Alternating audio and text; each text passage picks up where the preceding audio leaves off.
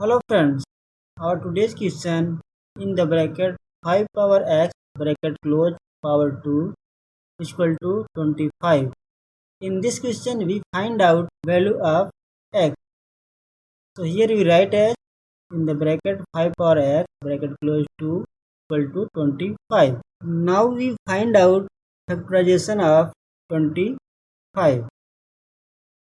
Can you tell me what is factor of 25? 5 multiply 5. 5 multiply 5 write as 5 power 2. So here we write in the bracket 5 power x bracket close power 2 is equal to 5 power 2. Here our power both sides have equal to same.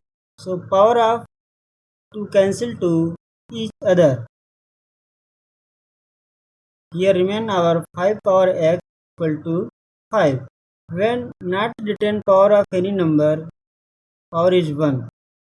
Here our base both sides of is equal to 5.